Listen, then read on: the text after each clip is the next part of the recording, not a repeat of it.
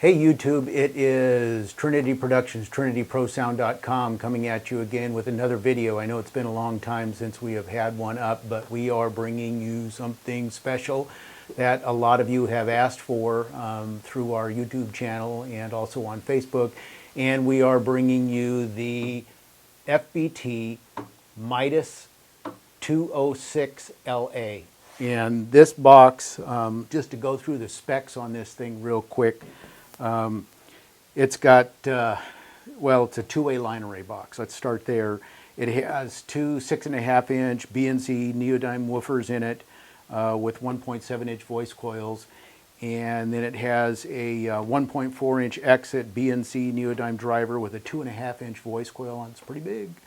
All DSP on board. It is powered. 600 watts RMS to the low frequency drivers and 300 watts to the high frequency drivers on this. 100-degree horizontal waveguide. The SPL on this is a max of 134 dB. And it has all the integrated rigging and everything on it. It is kind of a composite plastic box that they have done this with to keep the weight down on the thing and also the cost. Got to keep that in mind. 34 pounds is the shipping weight on this. Net weight is about almost 31 pounds on this box. The crossover frequency is 1.2 kilohertz, so it's up there a little bit. 640 VA as far as power requirements, so you can get a number of these things off of a 20 amp circuit with no problem, being that all of the DSP and the power supplies in these things are very forgiving for AC. We have successfully done quite a few boxes on a single 20 amp circuit and have been quite surprised on the performance we can get with the powered stuff these days. This box from FBT has been in their lineup for a while. It's part of an overall system that they have, and I can't wait to get this thing apart, and then once we do get it apart and then get it back together, we'll shoot a little bit of smart on it and take a look at the frequency response that we're going to get out of it. But the Mitus 206LA, I'm just going to show you real quick the hardware that is on this. It's built in, doesn't retract. Everything on this, as you put it together, it locks in and slides over, and so you'll see that as we get into the bottom. But just to spin this guy around, amplifier and then rigging hardware on the back. We've got XLR inputs and then the DSP over on this side. Over on this side we've got the power con in and out and through, and then the rigging hardware here. Pull the pin out and got different adjustability on the rigging hardware, and there's a little diagram on the back side of it here that tells you here what the fly points are as far as the degrees and everything on the box. So you can see the DSP, get the right side here, the DSP over on this side, and the settings and the volume knob on it. But again, as with some of the other FBT boxes, being, you know, kind of a plastic, just smacking it like this, you can kind of tell that there is some dampening material in the box. They've done a really nice job with the lines on it. As you can see kind of on the bottom there with these pins where everything just will slide in, and the box will basically lock on once that the back hardware is fully lined up on the back of the line array box. So very fast rigging to just be able to put boxes up, take boxes down. You can end up getting a cart and stacking these things probably 5 or 6 high on a cart with no problem, and be able to transport them around, to be able to deploy them quickly. There is a number of accessories that go with this. They do have the fly bar for it. They do have a bar that you can end up doing stacking off of a speaker pole for 2, and then they've also got the ground stack base to be able to put the wheels on and be able to transport these things around. On their spec sheets, there's a lot of different configurations that they offer and give. but I can't wait to get into this thing and take a look and see what this Mitus 206LA from FBT is about. So now we've got the front open, as you can see here, and the two 6.5-inch speakers are right there, kind of in the center and off to the one side, and then we've got our high frequency section right here, and then a port within here for the low frequency. You can kind of see what they've done though to kind of shape the sound coming out of these two 6.5-inch drivers here, with kind of the phasing and everything that they've done with these things, keep being aligned and coming smooth out of the box. I was quite surprised. I expected a traditional 6.5-inch speaker on each side, and then the center would be the high frequency section, but quite surprised. But screws came out fine. The grill, again, is good solid construction. It is lined with a like a very thin nylon, transparent for audio, but it gives it that nice pro look so that you can't see into the speaker to see the drivers themselves. But you can kind of see in there that we've got a couple of wires showing up inside the box, and it looks like some dampening material as well. What we're going to do next on this is pull off this front section, which it looks like everything's just going to kind of pull out of the speaker, and then we'll see it. But these are all B&C drivers, all neodyme. So there is front left, front right of this speaker, and we'll go ahead and get the rest of this thing opened up and take a look at the FBT speaker. Okay, so we've got the screws out. Not too bad to get out. Came apart really nicely. Just held together with 8 Phillips screws into the plastic housing. We got this thing open though, and all I can say is, oh my. So let's go ahead and rotate this thing around, and you will see what they're talking about when they spec the drivers on this. These are cast 6.5-inch speakers with the neo magnets on them, connect into the power amplifier parallel, most likely presenting a 4-ohm load to the amplifier. This is the beast of the high frequency driver. This thing is absolutely monstrous, and coming through this probably like a cellular waveguide on this horn assembly here. Let me turn it sideways so you can kind of see what this thing's doing and how far back it's set. Nothing but quality that we're seeing in this thing with the drivers. I mean, being that they are cast frame baskets for the rigidity of the driver itself, and then the surround on these things is more of an acoustic suspension surround on them, rather than a typical paper cone suspension on them, and reminds me of the days of some of my home stereo equipment that were all acoustic suspension sealed cabinets. But needless to say, coated on the face of the cones on these drivers. Everything is secured in from the front, except for the screws on the back side of this horn assembly here. And that's what's holding this whole horn assembly in. I don't really want to take it apart and get into disassembling the horn, because they've probably got it together with some gasketing material and things that I don't want to get that nailed down into it. But very nice piece. I was quite surprised, even though the specs say that this driver is as big as it is, it's big. So that's how they're able to get the output out of this thing that they do. And these things sound, even with 2 per side, the output out of these things is just absolutely amazing. You would not think with 6.5-inch drivers that you'd get that, but you know, the things that they're doing these days with some of the smaller speakers and the powered stuff, and the way that they've got the DSP going in and the filtering and everything, amazing results out of these powered line arrays, drivers. So next we're going to go ahead and get the back box up here and look at the amplifier in the internal section and cross section of the speaker box itself, and then lastly we'll get some noise running through this thing with the smart and kind of see what the overall curve looks like on it.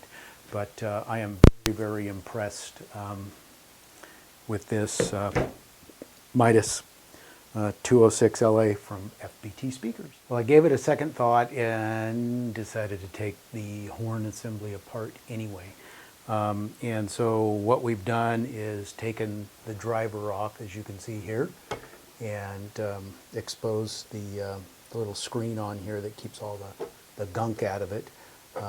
But it's all mounted with the studs that go through into the horn assembly, and the weight of this driver is probably a good almost 5 pounds, I would guess. It's pretty beefy with the magnet assembly on that. The horn assembly we did take apart. It's held together with 4 nuts and bolts, and with that then it is a waveguide that splits the everything and joins it back together at the front. Probably more something to do with, my guess is, time alignment on things coming through there and shaping the frequency response coming through this this horn driver itself. Back side of it butts up to the gasket on the driver itself and provides a nice tight seal. But that is what makes the high frequency section of this thing do what it needs to do.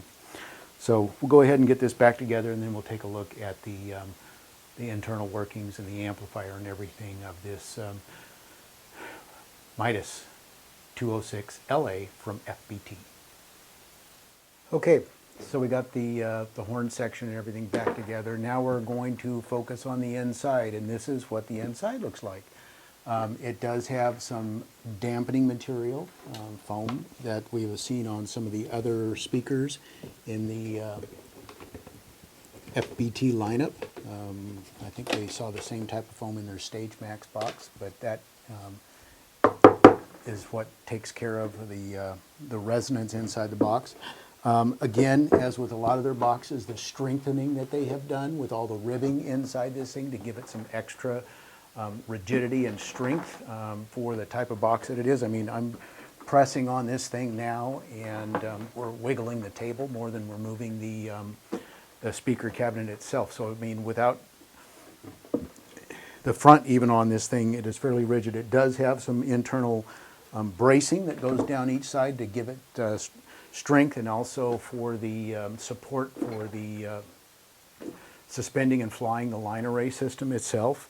And that all comes back to this back assembly on the back and bolts up.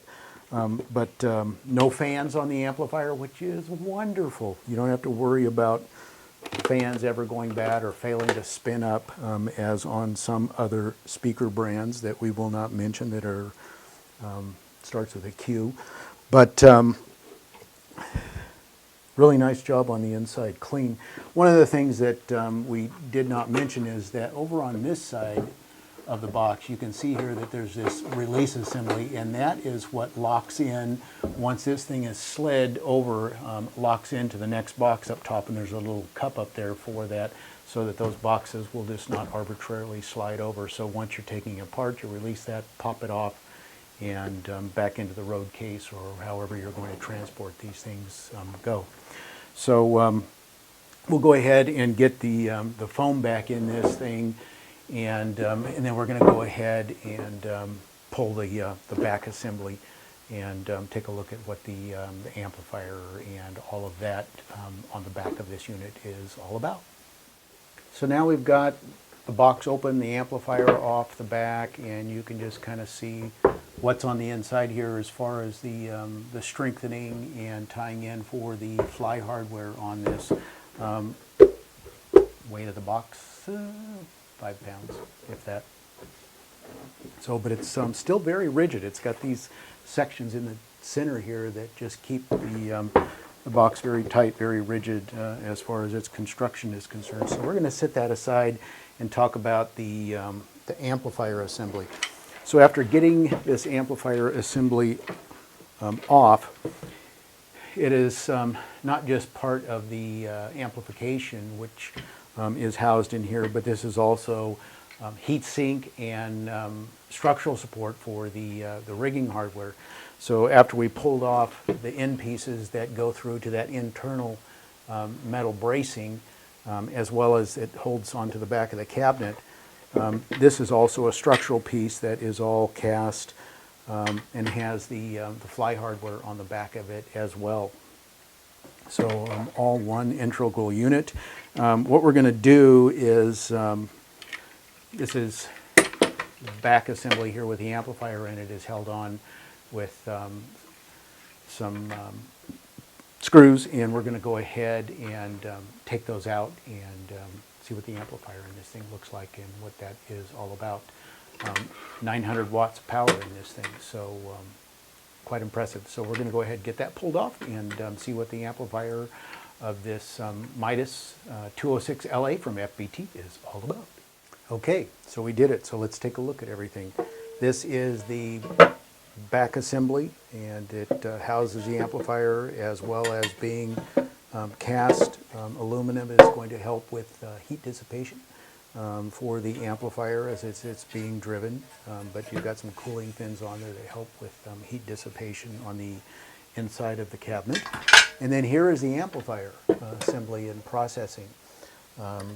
What we've got is, this is the DSP and processing side over here, and it all kind of comes this way into the power amp portion of it. This is a switch mode power supply, so it keeps everything nice and tight and small inside there, but provides wonderful power that can be ramped up when needed and provide power into the amplifier and still keep things very small and supply some pretty demanding loads when needed. So everything is nice and tight. It's got an internal fuse on it. Everything is, there's a lot of caulking and things just to kind of hold things in place on it, so that parts just are stuck and adhered to for years and years of touring use without any degradation. It is grounded to the chassis. This one is marked as a 120 volt version on the mains inputs, but I'm sure that there are some options available to do the 220 in other countries as well, probably just with the change of a fuse. Everything then comes out of it, out of the back here for the highs and the lows, with this just small little connector here that's on it. But a lot of surface mount technology on it, good size capacitors for storing the energy that the amplifier is going to need, and just an overall nice job on the circuit board layout and everything with that. What they've done with their major semiconductors here is that they are fastened to this heatsink assembly, so as this is all one cast piece, so those things are sucked up tight on there and provides the heat dissipation through this assembly for any heat loads that are built up off of the power semiconductors on the amplifier. So that's it. That is the Mitus 206LA from FBT. We're going to be doing some other FBT products here in the future as well, so subscribe and stay tuned. But what we're going to do now is go ahead and get this back together, get the amplifier back together, and then what we're going to do is put it up on Smart and see what it looks like with some noise running through it. And if you have any questions on this, you can email us through our YouTube link and ask a question on the videos. You can always get a hold of us on Facebook, or you can get us through, you can call us direct, 209-832-8023, or you can email us through the website at www.trinityprosound.com. So we're going to go ahead and get this wrapped up and get some noise run through it and see what those traces look like. So here we are all back together, as you can see, and what we're going to do now is run some pink noise through it and see what SMART says as far as frequency response, and see what we can ascertain with our little setup here at the shop, and see what kind of trace we're going to get out of it. Took a little bit longer to get this guy back together than I had planned on. Very important that there is a certain orientation of the driver assembly that you have to maintain, or it will not go back together. So took about 45 minutes to figure that out. Kids, don't do this at home. But needless to say, all went back together nice and tight, no leftover hardware, which is always good. And we didn't lose any screws. So anyway, we're going to do the SMART thing here and get some noise running through it and see what it looks like. So we've got the SMART system set up, and the microphone is about 3 feet away from the speaker, and it's on axis. And as you can see, I'm talking here, and what we'll do is run some noise through this thing and see what the specs really kind of line up to do. The specifications on this say that the frequency response is at 6 dB down, 66 hertz up to 20,000. So we've already run a trace, and that kind of looks like what it's really doing. So we're going to go ahead and pop on the noise here and take a look.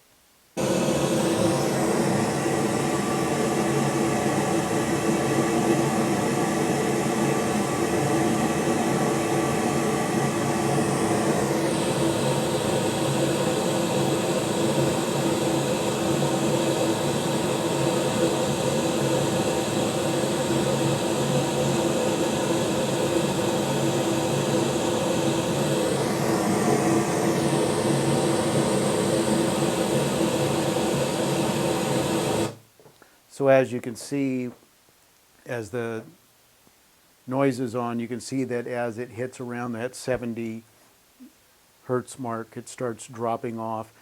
We've got it set so that it's just on the DSP for just 1 or 2 boxes, and then the high frequency level sensitivity is on 0, so pretty much flat as far as the relationship between the high frequency and the low frequency drivers, and you can end up turning the high frequency driver up to get some additional gain versus the low frequency drivers. As you go through the different settings on the back of the box, you can hear what things are doing, and I think we can kind of give you a representation as we run some noise through it. I will switch through those things, and you can kind of see what is going on, and I'll try to talk over it as much as I can while we're generating the noise.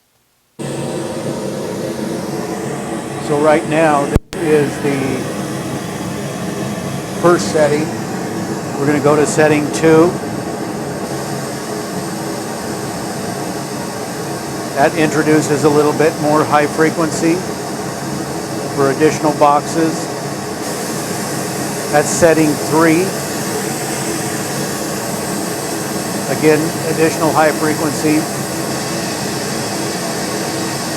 Setting 4, high frequency, but it also introduces some additional mid frequencies. There's a high frequency boost that you can see up on the high end.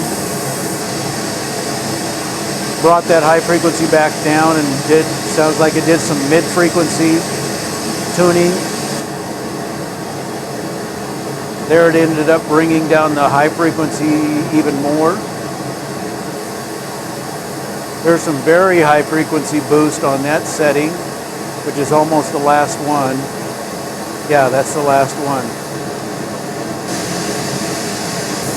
But as we come back and switch the other way, you kind of see, and then this is the volume control for the high frequency, that you can see how that affects everything up and above about the 1.2 range. So we'll just zero that out again.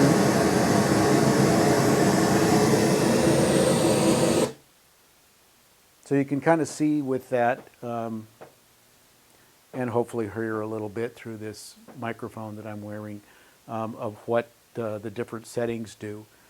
I will tell you real quick on the back of this what those different settings are doing. And number 1 was just for 1 to 2 speakers. Setting number 2 was for 2 speakers. Setting number 3 is for 3 to 6 speakers. Setting number 4 is for 3 to 6 speakers, but it depends on the splay angles. As you widen up the splay angles, 6 to 10 degrees, it goes into same setting, but you can end up opening it up a little bit more. Setting 5 is for 7 plus speakers with a 0 to 4 degree splay, and then setting 6 is for 7 plus speakers with a 6 to 10 degree display. Setting 7 is 3 to 6 speakers indoors, and setting 8 is 7 plus speakers indoors. It also does have a ground lift and also a high pass filter.